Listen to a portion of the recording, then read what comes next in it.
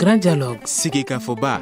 Edouani wa Makaran. Le grand dialogue, l'émission de débat du studio Tamani sur votre radio. Chenibero. Halud Mauni. Cheniberi. Sigeka Foba. Le grand dialogue. Le grand dialogue. Mesdames, Messieurs, bonsoir. Nous sommes mardi 3 novembre 2015. Merci de nous recevoir chez vous. Le grand dialogue d'aujourd'hui parle de la circulation routière, de la sécurité routière avec trois acteurs. Professeur Django Dibo, chef du service des urgences à l'hôpital Gabriel Touré, et colonel Djibril Tamboura de la protection civile, et également avec nous Mokhtar Moussa Touré de l'association Siraba Lakanda. Merci, je suis Famoussa Sidibé, Nouhoum Diré est à la technique. Studio Tamani. Cette année au Mali, les statistiques de la sécurité routière révèlent 296 décès et près de 15 000 blessés, rien que pour la période de juillet, août et septembre, troisième trimestre donc de l'année. La route a causé la mort de 87 personnes. L'année 2015 connaît donc une recrudescence sans précédent d'accidents meurtriers. Selon une enquête de journaldumali.com, un nombre important d'usagers ignorent le contenu du code de la route. L'étude révèle que les personnes concernées ne passent pas par les centres d'apprentissage à la conduite ou, en d'autres termes, auto-école. La mise en pratique de certaines mesures de sécurité est parfois secondaire aux yeux de beaucoup de citoyens au Mali. Ainsi, les équipements de sécurité que sont la ceinture de sécurité ou encore le casque et les rétroviseurs ne font ou n'ont jamais fait partie du quotidien donc des usagers. Alors aujourd'hui, nous parlons de 87 morts rien que pour le troisième trimestre de 2015. Alors Djibril Tamboura, vous êtes colonel donc à la protection civile. Qu'est-ce qui a causé tous ces accidents et tous ces décès? Merci bien de me donner l'opportunité de m'exprimer. Pour parler d'accident de la circulation en tant que sapeur-pompier tout court, en tant qu'agent de la protection civile. Qu'est-ce qui a causé tous ces accidents? Je pense que c'est le facteur humain. Puisque c'est le comportement humain qui est vraiment déviant dans les accidents de circulation. Donc il faut qu'on aille vers un changement de mentalité, un changement de nos comportements tout court. Puisque nous sommes dans une ville en pleine effervescence, plus de 2 millions d'habitants, donc je pense que chaque Malien doit se soucier du lever au coucher du soleil, de son domicile à son lieu de travail, de quoi demain sera fait, puisque tout le monde peut être sujet à accident de circulation, du papa à l'enfant qui va à l'école, à la maman qui va au marché, donc tout court au Bamako, sinon au Malien. Donc je pense que le facteur humain est très important dans les nombres élevés des accidents de circulation aujourd'hui. D'accord. Merci beaucoup au colonel Djibril Tamboura de la protection civile. Alors, que disent les médecins pour cela? Nous avons le professeur Django Dibo, chef du service des urgences à l'hôpital Gabriel Touré. C'est bien ça, si je ne m'abuse. Voilà. Alors, aujourd'hui, on vous annonce 87 décès, rien que pour le troisième trimestre de 2015. Qu'est-ce que ce chiffre vous dit? Permettez-moi, avant de commencer, de remercier la radio Tamani et remercier ceux qui ont initié cette rencontre qui, à mon avis, la vie doit tout à fait être initiée parce que nous vivons tous les jours les accidentés de la circulation. Nous vous remercions également car il n'est pas facile de vous avoir dans le studio. C'est la première fois que nous vous avons. Merci. En tout cas, je ne sais pas d'où vous tirez vos chiffres. Je pense que ça, c'est des chiffres certainement donnés par peut-être la protection civile. En tout cas, donnés avant l'hôpital. Voilà, la NASER, donc donnés avant l'hôpital. C'est qui est totalement différent des chiffres que nous avons à l'hôpital parce que nous, c'est notre quotidien.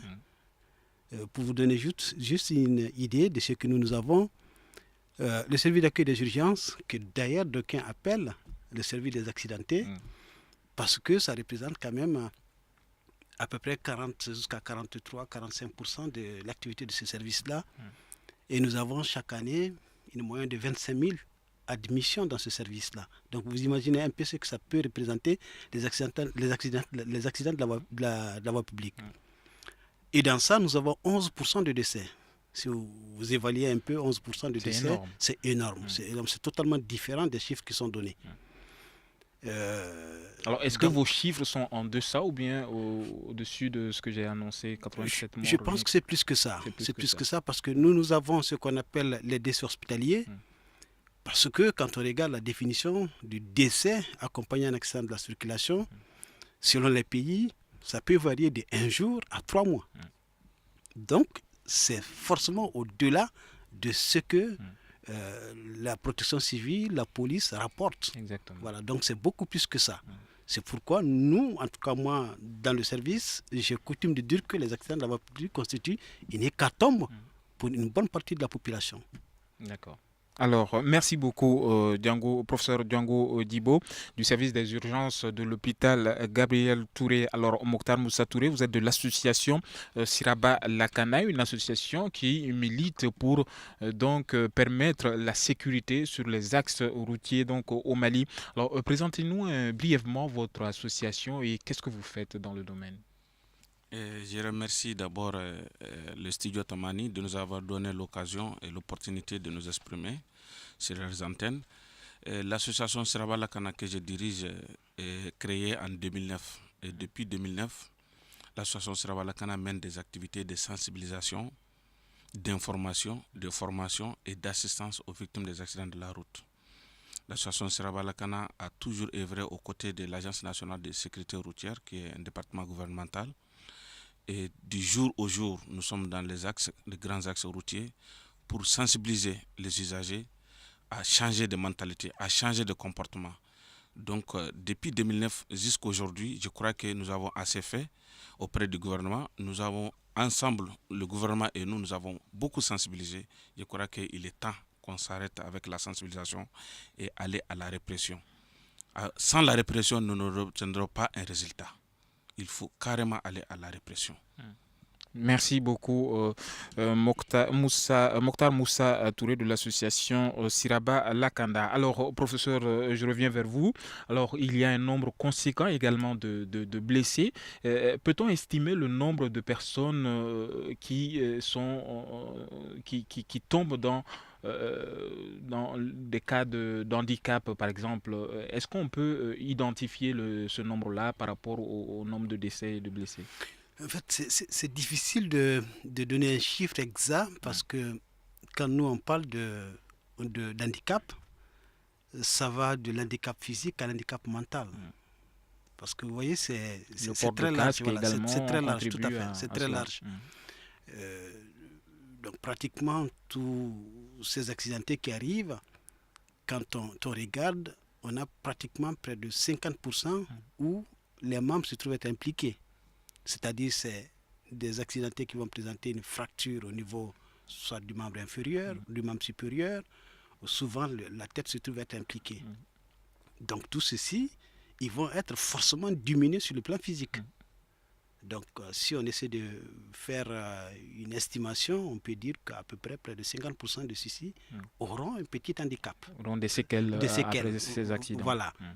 Pour ceux qui ne meurent pas, on va avoir beaucoup d'entre eux qui vont garder des séquelles, soit sur le plan mental ou sur le plan physique, de leur événement malheureux. Merci beaucoup, professeur Django Dibo du service des urgences de l'hôpital Gabriel Touré.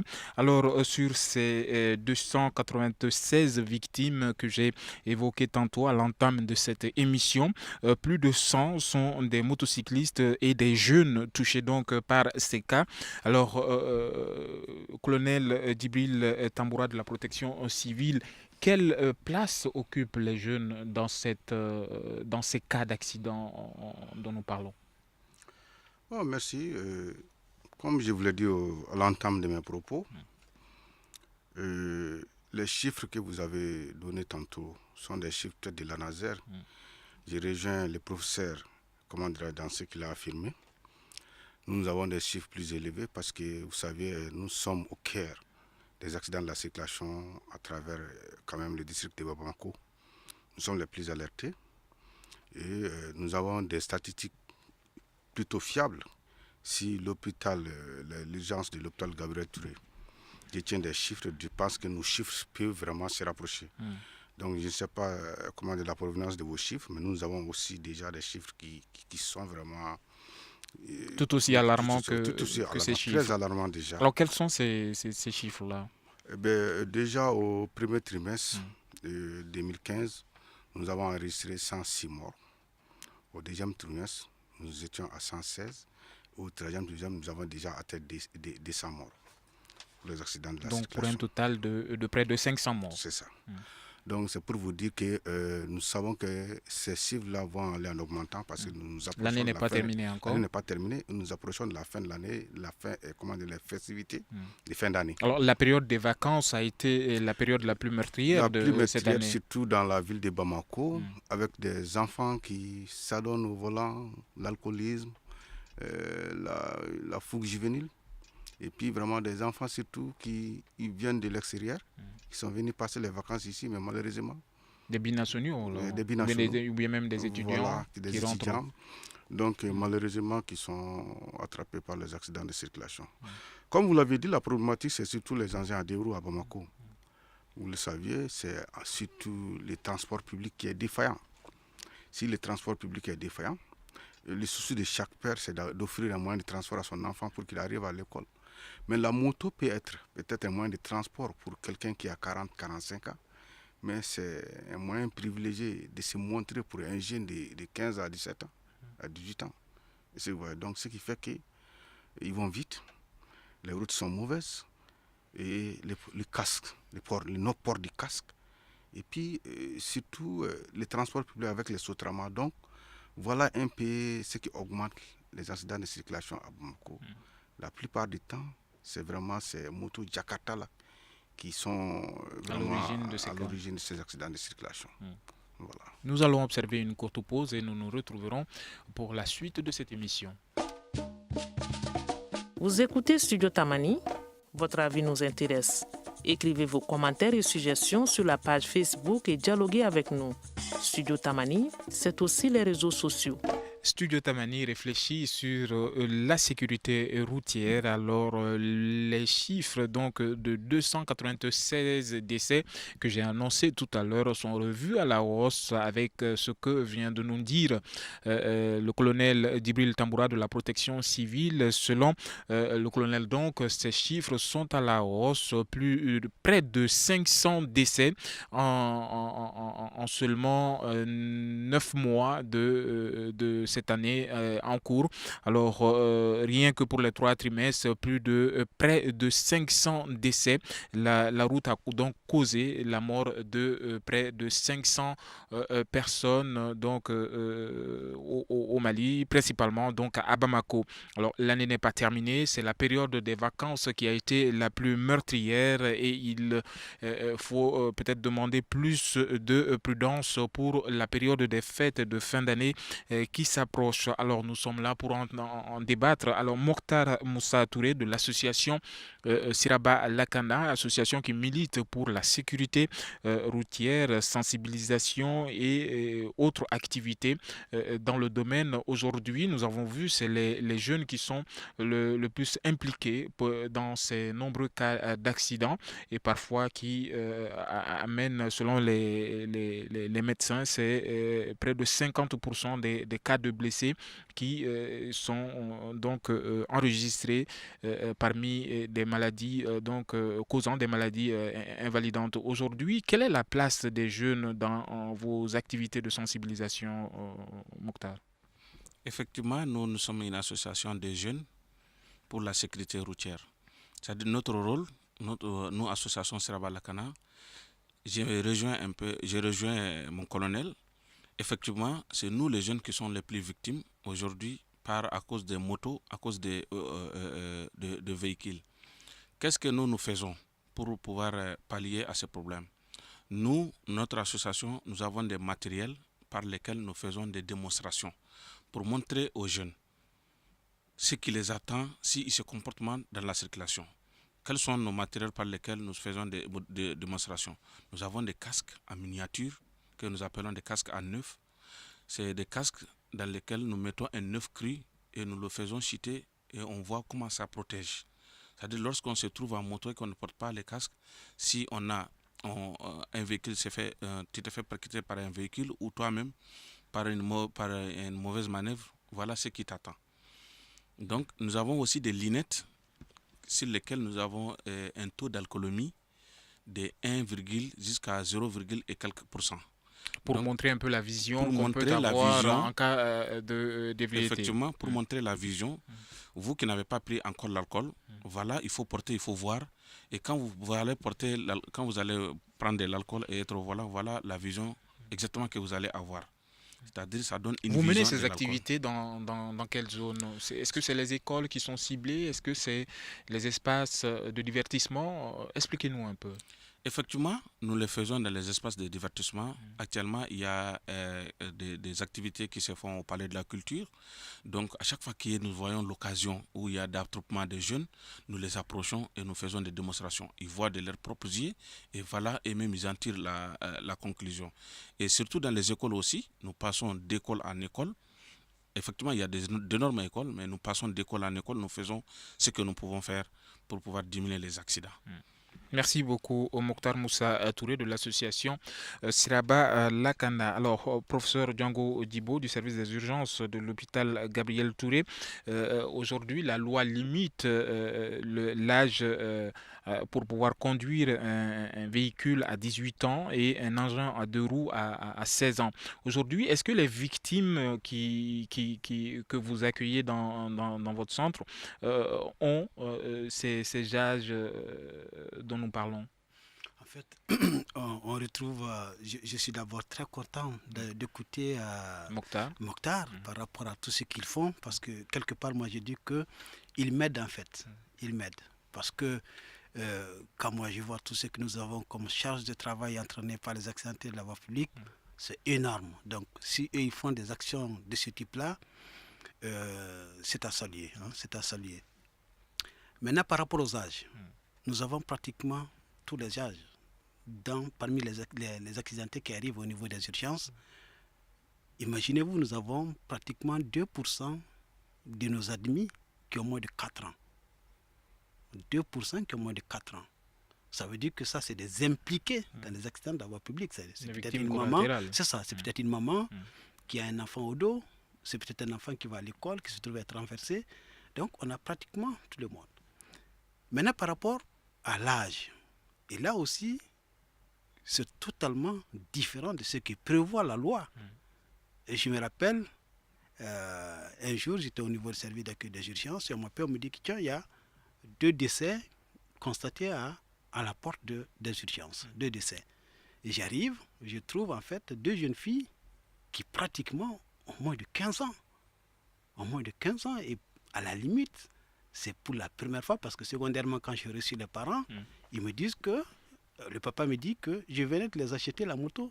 Il y a juste une semaine. Ans, hein? Oui, il y a juste une semaine. Donc ça veut dire que c'est pratiquement... Elles étaient en phase d'apprentissage. C'est ça en fait, elles sont en phase d'apprentissage, elles ne connaissent rien du code de la route. Pratiquement, elles ne connaissent même pas ce que c'est que Bamako à la limite. Donc vous voyez, ça veut dire qu'en fait, ces âges qui sont donnés comme repères ne sont pas du tout respectés. Pas du tout respectés. Et les parents sont les principales... Forcément. Parce que c'est le parent qui va payer la moto. Donc de facto, moi je suppose que c'est le parent qui doit savoir que mon enfant n'a pas encore l'âge de conduire une moto, n'a pas l'âge de conduire un véhicule.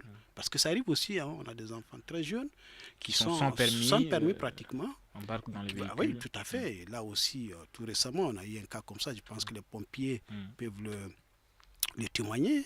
Des enfants, 4 heures du matin, totalement ivres, sortant de boîte de nuit, qui vont carrément rentrer dans un arbre et pratiquement tous les occupants sont décédés. Imaginez-vous ce que ça fait. Et quand on essaie de voir un peu l'âge de ces enfants, c'est tous des enfants qui ont moins de 18 ans. Des mineurs. Quelque part, voilà, c'est ça, des mineurs. Donc quelque part, je me dis que papa et maman sont un peu responsables quand même. Parce que ces enfants ne peuvent pas acheter un véhicule. Ces enfants, dans tous les cas, il y a quelqu'un qui les a offert ce véhicule. Donc, quelque part, papa et maman sont quelque part responsables. Donc, je pense qu'il faut... c'est pourquoi je suis un peu d'accord avec ce qu'il dit. Il faut que maintenant, on passe à une vitesse supérieure. Voilà, la sensibilisation, oui, on continue la sensibilisation, mais derrière la sensibilisation, il faut quand même des actions de sanctions maintenant. Il faut commencer à sanctionner. Il faut que la loi s'exprime. Voilà. Voilà. Alors, justement, pour que la loi puisse s'exprimer, on a vu des campagnes de port de casque avortées au dernier moment. La loi devait rendre le port du casque obligatoire, mais à un certain moment, les autorités ont enclenché la marche arrière. Alors pourquoi il est si difficile de faire respecter la loi, colonel Djibril Tamboura?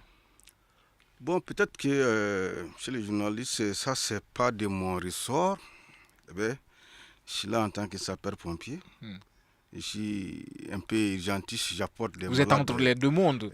J'apporte des malades au professeur. Vous voyez. Donc, mais je pense qu'au Mali, surtout à Bamako, c'est le social qui est en train d'effriter peut-être nos valeurs. Vous voyez. Le port de si c'est la loi, il faut simplement l'appliquer. Mais si on ne le fait pas, c'est parce que peut-être que quelque part ça fait mal. Je ne sais pas qu'est-ce qu'il faut dire en la matière. Mais moi, je pense qu'en allant vers l'application de la loi, ça va vraiment profiter à tout le monde. À moi, à vous, à tout le monde. Vous voyez. Moi, ce que je pourrais dire, c'est vraiment aller dans le même sens que M. Touré. Vous voyez, on a trop sensibilisé. Il faut aller maintenant vers la répression, il faut sanctionner. Il faut sanctionner parce que les chiffres sont vraiment alarmants. Au-delà des chiffres, les moyens manquent. Donc peut-être on va en venir. On va en venir dans la troisième partie. Je pense qu'il faut appliquer la loi. Ça va vraiment aller, comment dirais-je, à positiver vraiment nos actions. Peut-être que nos actions seront plus visibles quand on va aller vers la répression. D'accord. Alors, on dit que le port du casque ne parvient pas à être effectif au Mali, et pourtant les jeunes parviennent à payer les vignettes, sinon les motos vont en fourrière. Alors, est-ce que vous parvenez à faire un parallèle entre ces deux-là, rendre obligatoire le port du casque et mettre les engins en deux roues en règle? Est-ce que il y a beaucoup de différences entre les deux, Mokhtar Moussa Touré? Bon, je crois que c'est deux choses qui peuvent aller ensemble si on a la volonté. C'est-à-dire, nous, à un moment, nous avons approché les autorités en les disant, tout simplement pour rendre obligatoire les casques, il y a des techniques très simples qui peuvent se faire à la longueur de la journée. Tous les jours, c'est-à-dire les usagers de la route, ils ont peur d'être arrêtés par manque de vignettes. Si toutefois quelqu'un commet une infraction et qu'on l'arrête, on lui dit, bon, vous n'aurez pas votre moto sans venir avec un casque. Je crois que c'est les moyens les plus simples par lesquels on pourrait adhérer au port des casques. Et nous avons initié aussi d'autres campagnes. Allez-y dans les services publics d'abord, et rendre obligatoire les casques à tous les travailleurs. Ce ne reste que, c'est-à-dire mentionner, le directeur met une note de service, tous les travailleurs doivent porter les casques avant de franchir le portail du service. Et en ce moment, les privés vont adhérer et vice-versa, tout le monde va adhérer à ce port de casque. Et c'est pour cela que nous, dans notre campagne, nous avons largement approché les jeunes. Porter un casque, il y a des gens qui disent qu'on a chaud dedans, on a autre chose dedans. C'est simplement pour ne pas porter. Simplement pour ne pas porter. Et sinon, dans d'autres pays, c'est obligatoire et on ne peut conduire sans porter le casque. Très bien. Nous étions au Niger pour pouvoir mener des campagnes, pour les aider à mener des campagnes. Nous avons vu comment est-ce qu'aux Nigériens, on les a obligés à porter le casque. Il faut que le gouvernement devienne fort. Au Niger, tout le monde porte le casque. Si tu ne portes pas le casque, tu n'oses même pas. C'est par manque d'autorité qu'on ne porte pas les casques et qu'on... Moi, je dirais carrément que c'est par manque d'autorité. C'est par manque d'autorité. L'État a tous les moyens d'obliger les usagers à porter les casques. Merci beaucoup, Mokhtar Moussa Touré de l'association Siraba Lakanda. Alors, professeur, aujourd'hui, le port de la ceinture de sécurité est obligatoire seulement en zone hors agglomération. Est-ce que vous pensez que cela est normal? Non, ce n'est pas normal, pas du tout. La raison, c'est qu'on peut mourir à Bamako, qu'on peut mourir dans la Faya. Donc le port de la ceinture de sécurité, ça doit être obligatoire dès lors qu'on s'assoit sur son fauteuil pour pouvoir conduire le véhicule. Ça doit être obligatoire. En fait, je ne sais pas si derrière, il y a une ignorance par rapport à l'intérêt qu'apporte le port de la ceinture de sécurité. Et je crois qu'il y a encore une certaine pédagogie qu'il faut mettre en place lors de l'acquisition du permis de conduire. Arriver à expliquer à ce futur détenteur du permis de conduire, donc à ce futur conducteur, qu'est-ce que ça lui apporte en mettant la ceinture de sécurité. On a vu de hautes autorités dans ce pays-là qui sont morts parce qu'ils ont été projetés. Ils ont été simplement projetés, ça veut dire quoi? Ça veut dire que l'intéressé était assis, tout bonnement, n'avait pas de ceinture de sécurité, c'est ça. C'est ça. Donc pour dire que la ceinture de sécurité, ça doit, à mon humble avis, être aussi obligatoire que, comme le dit M. Touré, le port du casque. En fait, souvent, on a tendance à penser que c'est de la répression pour les autorités, mais à mon humble avis, c'est même une protection individuelle que chacun puisse arriver à porter le casque dès lors qu'on se met sur un engin à 2 roues et à mettre une ceinture de sécurité dès lors qu'on s'assoit dans un véhicule. C'est sa propre sécurité.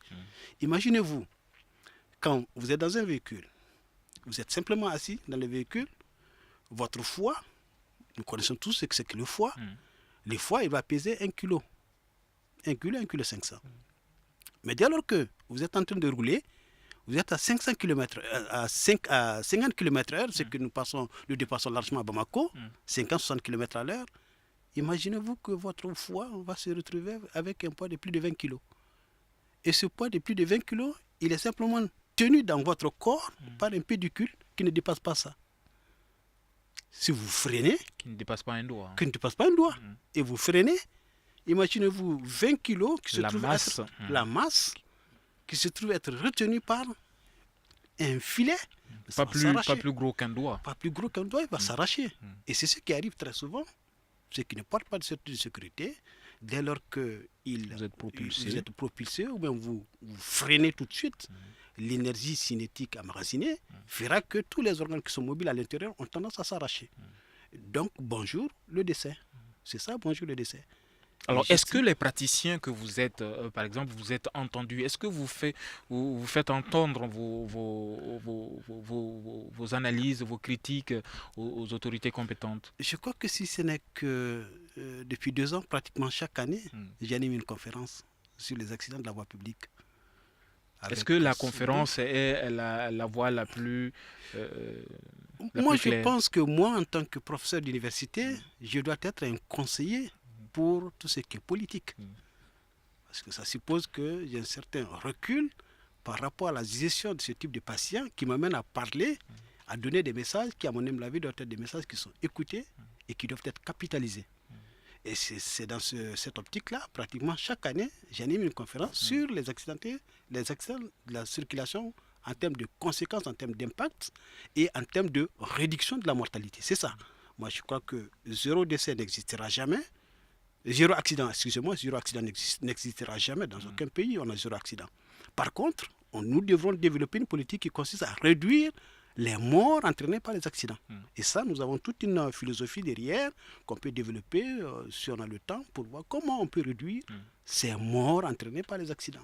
Alors, merci beaucoup, professeur Django Dibo. Alors, cette volonté politique, on espère que les autorités nous entendent, notamment la ministre de la Santé et de l'Hygiène publique, que vous connaissez très certainement, qui a à un moment donné dirigé le service que vous dirigez en ce moment, Marie-Madeleine Togo. Alors, l'analyse des médecins est donc primordiale dans cette prévoyance contre les risques de la route. Nous allons observer une courte pause et nous nous retrouverons pour la 3e et dernière partie. Une réaction, un avis, un commentaire. Réagissez sur la page Facebook de Studio Tamani et restez connectés avec nous. Studio Tamani sur les réseaux sociaux pour vous faire entendre. Studio Tamani réfléchit aujourd'hui sur les risques liés à la route. Pour rappel, et selon la protection civile, près de 500 décès ont été enregistrés, des décès liés à la route durant ces trois derniers trimestres de 2015, et la période la plus meurtrière a fait plus de 200 morts. C'est la période allant de juillet à septembre 2015, la période donc des vacances, et les acteurs de ce domaine demandent plus de vigilance pour les fêtes de fin d'année qui s'approchent, notamment durant le mois de décembre. Alors nous sommes avec trois invités pour décortiquer tout cela. Nous arrivons à la phase des infrastructures. Les infrastructures au Mali, les infrastructures routières répondent aujourd'hui telles aux attentes de la sécurité routière. Nous allons voir tout cela avec nos invités. Alors, colonel Djibril Tamboura de la protection civile, une chose est de demander aux citoyens, aux usagers d'être beaucoup plus vigilants. Une autre chose est de leur offrir aujourd'hui des infrastructures adéquates pour pouvoir être plus en sécurité sur les routes. Aujourd'hui, est-ce que les infrastructures répondent présentes au Mali? Merci de m'avoir posé cette question. Je pense que nous sommes dans un pays sous-développé, il faut le dire. Il y a des routes, mais c'est des routes qui méritent d'être entretenues. Je pense que de 2000 à nos jours, on a fait suffisamment de routes urbaines à Bamako, ça il faut le dire, il faut saluer les autorités quand ils font du bon travail. Mais ça ne suffira toujours pas parce que nous avons une ville qui s'agrandit, nous avons une ville qui se développe et il va falloir toujours initier des routes. Donc je pense que la route est un espace à partager. Et si tous les usagers se comportent de façon décente sur cette route, de façon responsable, eh bien, je pense qu'on va diminuer considérablement les taux d'accidents de circulation. Et vous parlez d'infrastructure, moi je parlerai plutôt peut-être de la prise en charge. Par rapport à la prise en charge, surtout les sapeurs-pompiers, aujourd'hui nous à Bamako, nous avons 6 centres de secours. 6 centres de secours à Bamako. Pour plus de 2 millions d'habitants. Donc auparavant, nous étions dans les années 2000. 6 centres répartis entre les 6 communes? Non, pas exactement comme il le faut. Nous avons par exemple 2 compagnies à Bamako. Nous avons une direction régionale de la protection civile qui comprend 2 compagnies à Bamako. La première compagnie, c'est la compagnie de Dravela. Et à cette compagnie, il y a 4 centres de secours. Il y a le centre de secours de Dravela, le centre de secours de Sotiba, le centre de secours de l'ACI 2000 et le centre de secours de Kati. Parce que, opérationnellement, Kati dépend de Bamako aujourd'hui, même si, du point de vue gestion administrative, elle dépend Kati dépend de Koulikoro. Donc seulement 3 alors? Nous avons. Parce que il y avait auparavant, la 4e est à Kati. Auparavant, il y avait une distance entre Kati et Bamako. Aujourd'hui, Kati et Bamako, je pense qu'on peut aller sans pour autant voir un arbre. Si vous voyez, Kati est carrément encastré dans Bamako aujourd'hui. Donc voilà pourquoi peut-être dans les jours à venir, Kati va être rattaché de façon opérationnelle à la protection civile à Koulikoro. Mais pour le moment, c'est la direction régionale de la protection civile de Bamako qui gère les centres de secours de Kati. Est-ce que vous voyez? Donc, de l'autre côté de la rive du fleuve Niger, nous avons la 2e compagnie. Et à cette 2e compagnie, nous avons un centre de secours de Sogoniko, le centre de secours de Bako Djikoroni. Et puis, on a un centre de secours annexe qui se trouve aux 1008 logements que nous venons d'opérationnaliser. C'est un centre qui a vu naissance depuis les premiers logements sociaux, mais qui n'avait jamais été opérationnel parce que, vraiment, vous savez, un centre de secours de pompiers. Donc, pour vous résumer, une insuffisance accrue donc de moyens. C'est-à-dire, je veux parler qu'il faut aller vers un maillage conséquent du territoire de la ville de Bamako, même du Mali aujourd'hui, pour diminuer les distances d'intervention. Sinon, on arrivera à tout parce que professionnellement parlant dans notre Quand vous parlez de maillage aujourd'hui, est-ce que les ressources humaines et les moyens dont vous disposez permettent ce maillage-là? Il faut quoi? Plus de recrutement? Il faut d'abord aller volontaires? vers la réalisation d'autres centres de secours parce que dans notre jargon sapeur-pompier, au-delà de 3 km, vous allez constater les dégâts. C'est-à-dire dans un rayon de 3 km, vous ne devez pas intervenir au-delà d'un rayon de 3 km. Et c'est vous voyez. Or, aujourd'hui à Bamako, le centre de secours de Kati peut aller à Djema, le centre de secours de Dravela peut aller jusqu'à Fana, le centre de secours de Soniko peut aller jusqu'à Bougouni pour aller intervenir. Puisque quand on dit, en tant qu'urgentiste, quand on dit qu'il y a un accident de circulation, vous n'allez pas attendre. Donc j'ai dit qu'il faut aller vers la réalisation des centres supplémentaires. Ça, il faut le mettre dans nos projets. Ensuite, par rapport au facteur humain, je pense que les autorités ont pris la chose à bras le corps parce que présentement nous sommes en train de faire un recrutement de 500 sapeurs-pompiers à la protection civile. Et c'est vous voyez. Donc par rapport aussi à la qualité des ressources humaines, le professeur est là et peut en témoigner, nous avons aujourd'hui recruté des médecins à la protection civile. Il y avait à peu près une vingtaine de médecins aujourd'hui à la protection civile.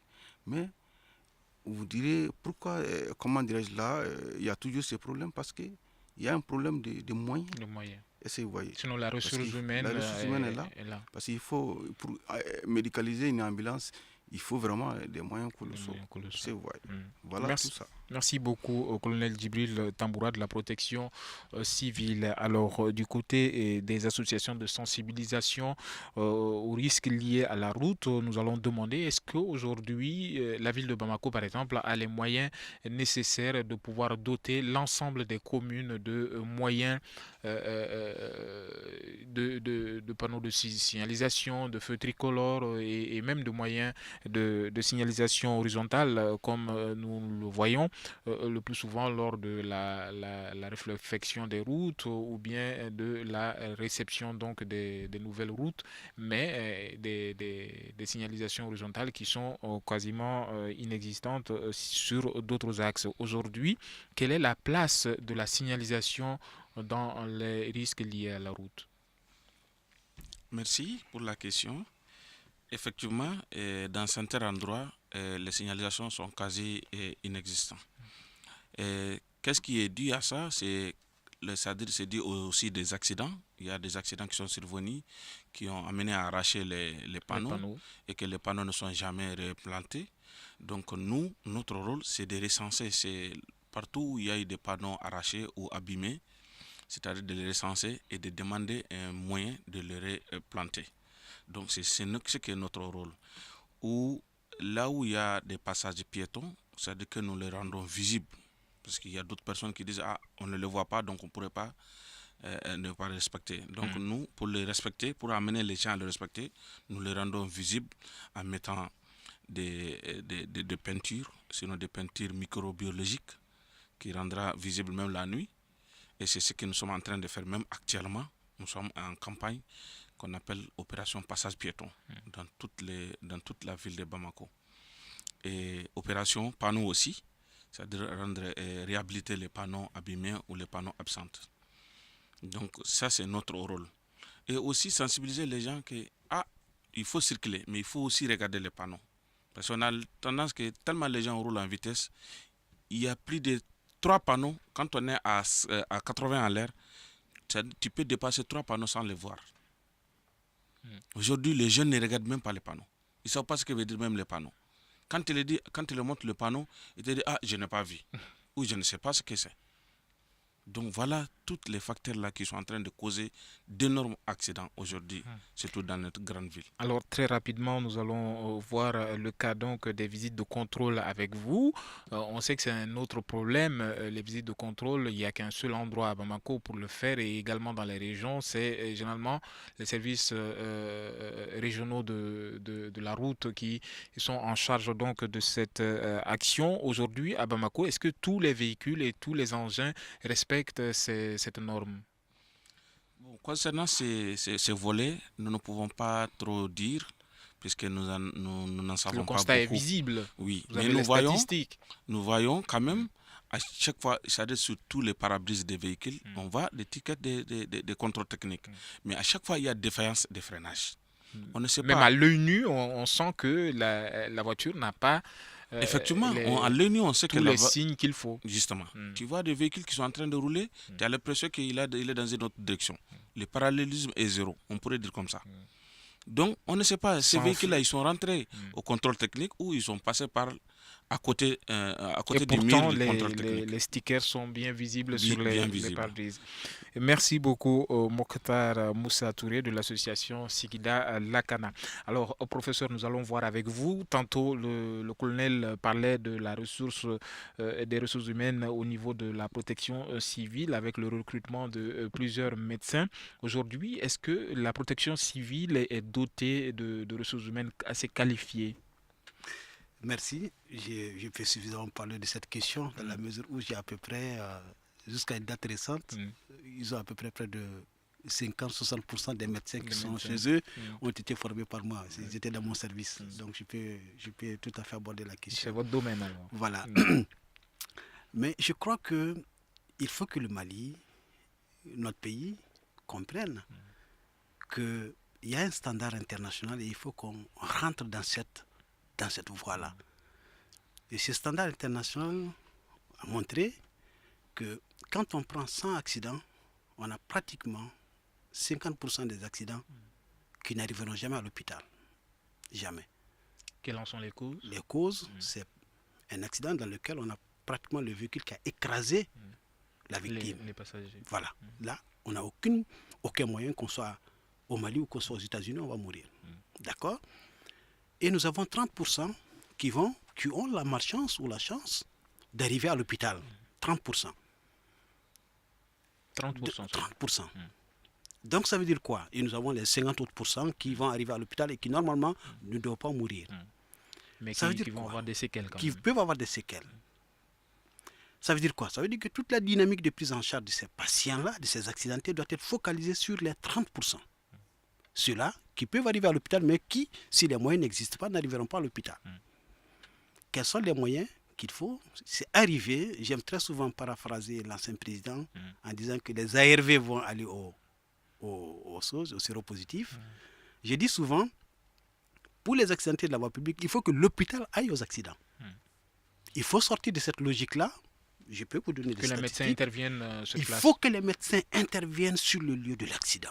Pour pouvoir accompagner les victimes. Amener les victimes à l'hôpital.